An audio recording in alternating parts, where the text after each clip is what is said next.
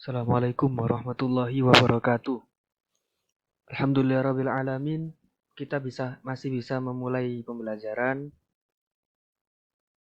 dalam apapun keadaannya, meskipun dalam keadaan yang seperti sekarang. Tetap semangat belajar, tetap semangat untuk mencari ilmu. Semoga dengan ikhtiar kita kali ini dapat memperoleh ilmu yang manfaat di dunia wal akhirah. Amin ya rabbal alamin.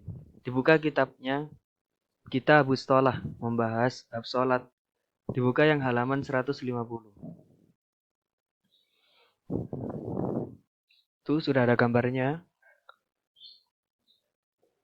Oh, halaman 56. Saya bacakan. Wahai atuha khamsata asyara khoslatan. Raf'ul yadaini inda takbiratul ikhram wa inda ruku' wa raf'i minhu. Wal yamin ala shimal wa tawajjuh wal isti'adah wal jahru fi mawdi'ihi wal israru fi mawdi'ihi wa ta'min wa qira'atu surah ba'dal Fatihah wa takbiratu inda raf'i wal khafdi wa qawla. Ini saya tunjuk. Wa qulu sami'allahu liman hamidah rabbana lakal hamdu wa tasbihu fir ruku' was sujud. Wa wad'ul yadaini 'alal fakhidain fil julus yabsutul yusra wa yakbidul yumna ilal musabbihah fa innahu yushiru biha mutasyahhidan. Wal iftirashu fi jami'il jalasat wa tawarruk fil jalsatil akhirah. Jadi ini menjelaskan tentang sunnah hayat di dalam salat. Wahai atuha khamsata asyara. Yang pertama yaitu raf'ul yadaini inda takbiratul ihram. Mengangkat kedua belah tangan ketika takbiratul ihram. Wa inda ruku' wa raf'i minhu. Dan ketika ruku' iktidal dan berdiri dari tasyahud awal. Nah, mengangkat kedua tangan ini hingga sejajar dengan kedua pundak. Pada saat mengangkat kedua tangan ini, posisi jempol ini sejajar dengan daun telinga. Yang kedua yaitu mengangkat kedua tangan ketika hendak bangun dari ruku'. Selanjutnya yaitu meletakkan tangan kanan di atas tangan kiri ketika berdiri. Wad'ul yamini ala shimali. Dan keduanya, tangan kanan dan tangan kiri, berada di bawah dada dan di atas pusar. Selanjutnya yaitu tawajjuh. Tawajjuh ini membaca doa iftitah. Yang di dalam lafadznya dibunyikan ada lafadz wajah tu wajhiyah. Para ulama mengartikan menyebut doa iftitah ini adalah tawajjuh. Ya. Yang keempat, membaca ta'awud sebelum membaca Fatihah. Jadi membaca ta'awud a'udzubillahi minasyaitonirrajim sebelum membaca Fatihah itu hukumnya sunnah hayat. Apa itu sunnah hayat? Apabila tertinggal maka tidak disunnahkan untuk melakukan sujud sahwi. Jadi tidak usah sujud sahwi. Yang keenam yaitu membaca surah dari Al-Quran setelah membaca Al-Fatihah. Selanjutnya, mengeraskan suara ketika membaca surat Al-Fatihah, ketika membaca surah biasa, dan takbir pada sholat maghrib, isya, dan subuh. Dan melunakkan suara pada sholat zuhur dan asar. Kalau dalam kitabmu, di situ disebutkan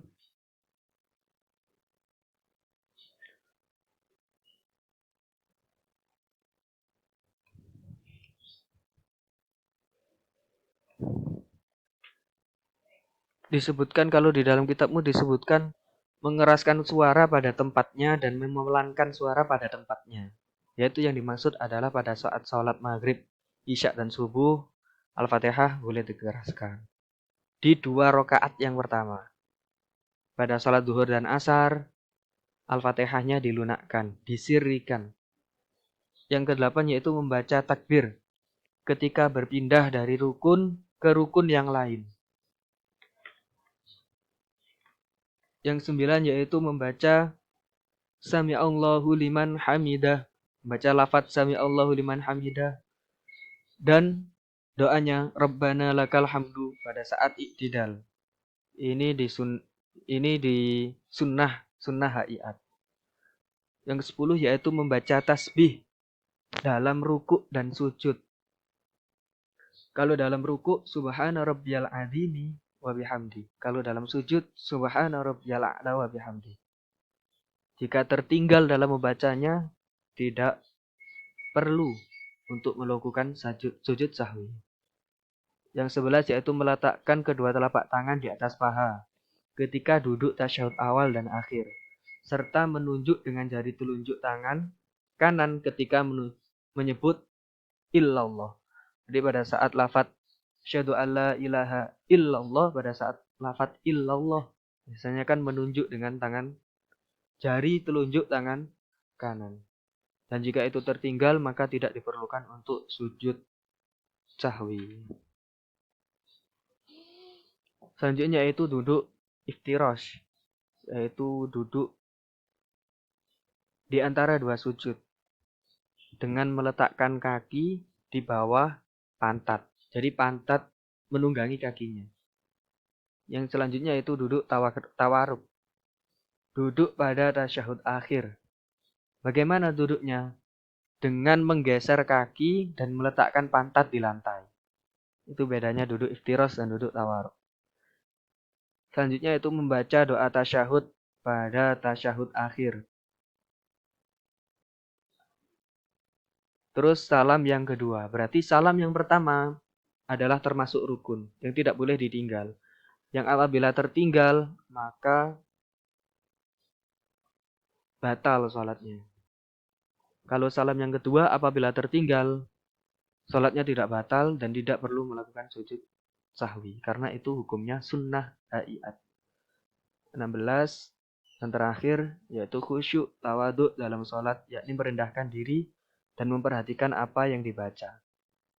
Karena kita dalam sholat terkadang kurang khusyuk, ada gangguan, maka solusinya adalah mengembalikan kekhusyuan. Setelah ada gangguan, kembalikan lagi kekhusyuan. Setelah ada gangguan, dikembalikan lagi untuk berusaha khusyuk. Jadi tidak bisa sepenuhnya khusyuk, karena itu juga butuh latihan dalam khusyuk. Dan ini termasuk dalam sunnah haiat dalam sholat.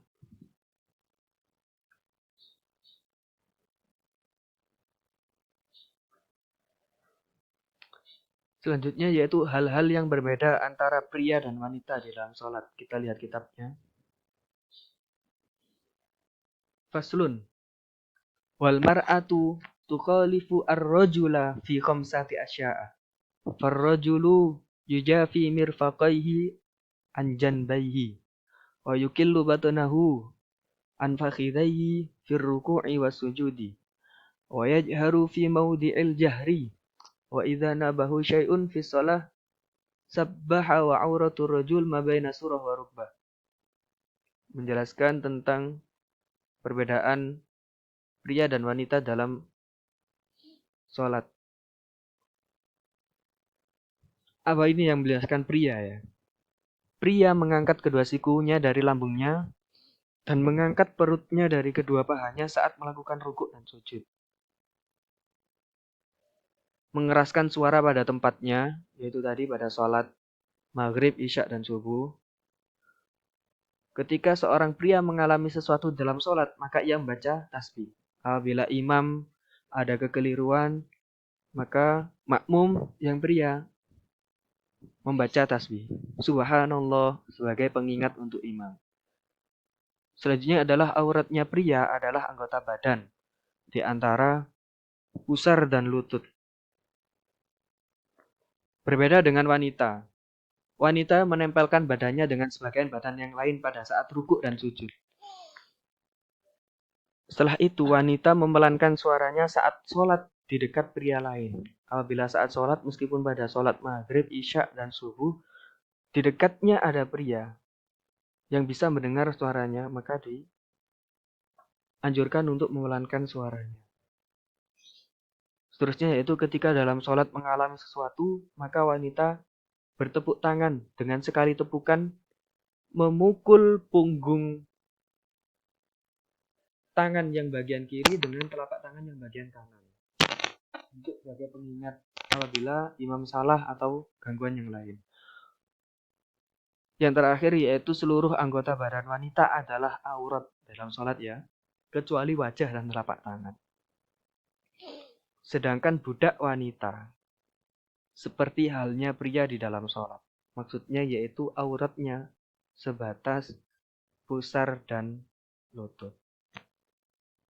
Mungkin itu yang sekian yang bisa saya sampaikan untuk kali ini. Untuk tugas yaitu kalian cukup mencatat keterangan saya dari awal sampai akhir yang tadi di buku tulis kitab kalian, lalu silahkan difoto dan dikirim ke saya. Sekian dari saya, semoga sedikit ilmu ini bermanfaat bagi kita semua, dapat diingat dan dapat diterapkan dalam kehidupan sehari-hari. Akhirul kalam, ihdinas siratal mustaqim. Assalamualaikum warahmatullahi wabarakatuh.